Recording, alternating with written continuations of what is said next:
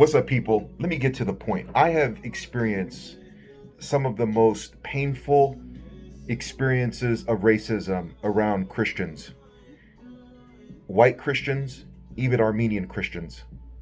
I remember one time I was invited to speak at Camp Aviv to young adult Armenians. Would you believe it?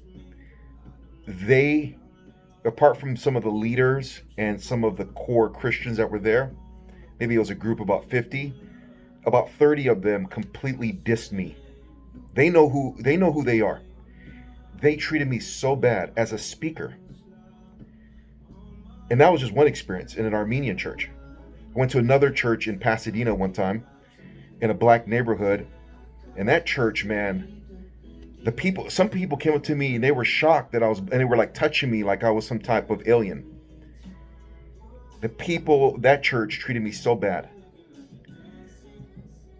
I'm just telling you a few stories here. I can give you a whole list of stories. And I'm half Armenian.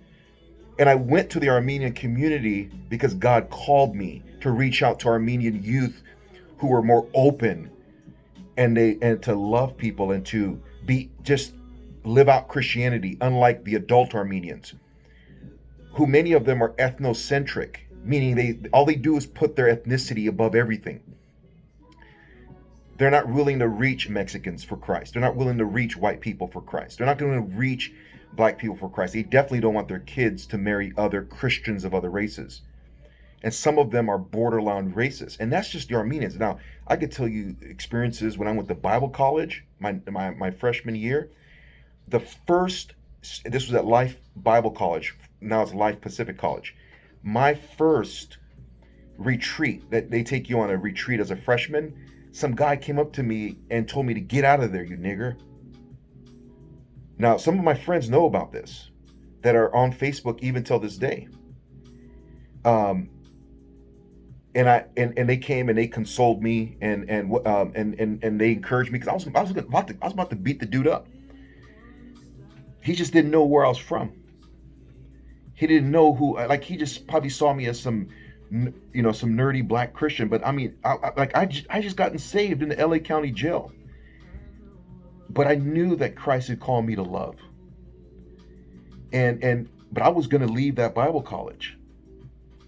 And my whole 4-5 year experience there, like those students, apart from a very few, there's always that abolitionist movement. There's always the remnant that loves Christ and loves truth and loves people fiercely. But that 4 years at Life Pacific College, man, I got so dissed. It was like a white youth group for white kids. And this was Bible college. And these are the people that are going to go start Foursquare churches. This same thing's happening in our Southern Baptist organizations. If you go to the Southern Baptist Convention and look at every executive director except for like one or two, all white. And they call Southern Baptists say that they regret their support of slavery during the Civil War. But there's no real institutional change. They just want Haitian churches, Latin churches, and really I think it's about the dollars. Because if they really want to change, they would actually, and they'll appoint presidents on a state level and on a national level, but they don't have no power. Those are just token positions. You want really change, you empower people, you give them power. My first week when I came to America in 1979 from Liberia, I was in a school in El Monte, and this kid came up to me and said, "Hey, you nigger." I didn't even know what he meant because I was like fresh from West Africa, Liberia. I'm half Armenian, half African. I don't know about American culture. And another kid told me, "Oh, he was dissing you." That was my introduction to America. I'm not African American. I'm half West African Liberian and half Armenian Lebanese. But I stepped into an American context where people just didn't like me because of the color of my skin. And then they used to also call me Arab.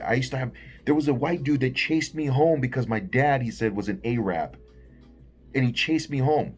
His name is Stevie. You know who you are, Stevie, because I saw him couple after I got much older and bigger, I saw him and I was gangbanging, and I rolled up on him. I was about to shoot him.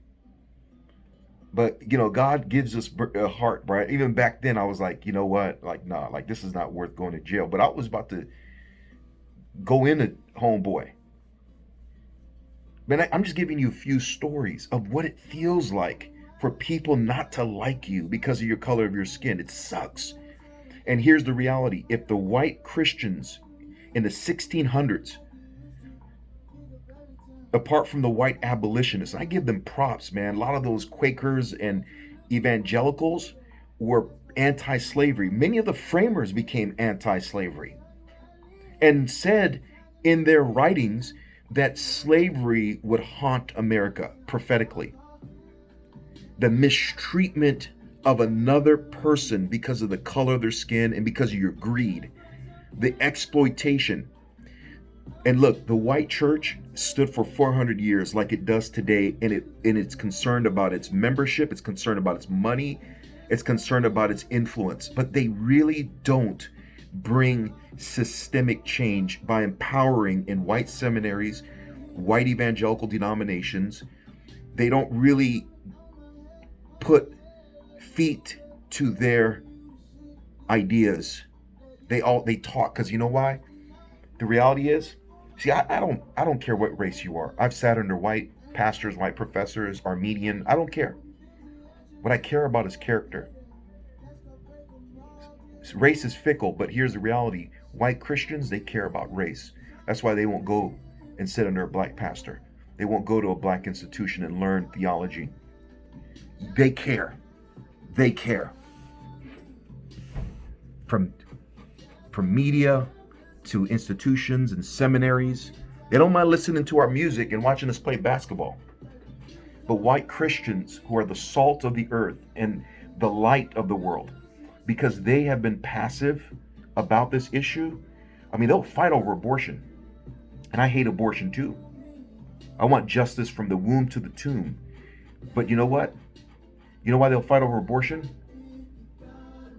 Because it's easier to fight for something that your neighbors, your white church members, your culture isn't going to give you slack over. But if you begin to empower, I'm not talking about hiring people, I'm talking about literally empower them, marry them, whether they're Latino, Asian, and empower them with real capital, real resources, you know you're going to get slack. So it's a lot of it is lip service.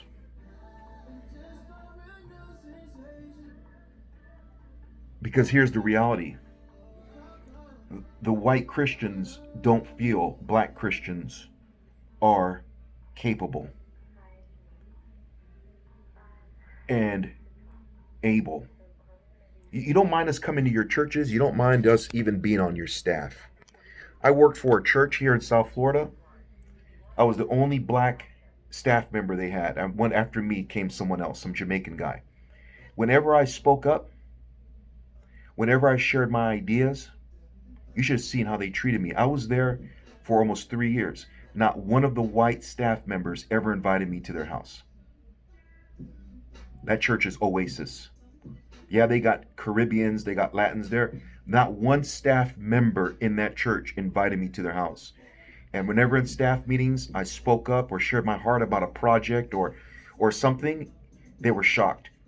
I was probably the most educated staff member there with a master's degree. And they treated me for 3 years like I was the most suspicious. I worked my butt off in their campus.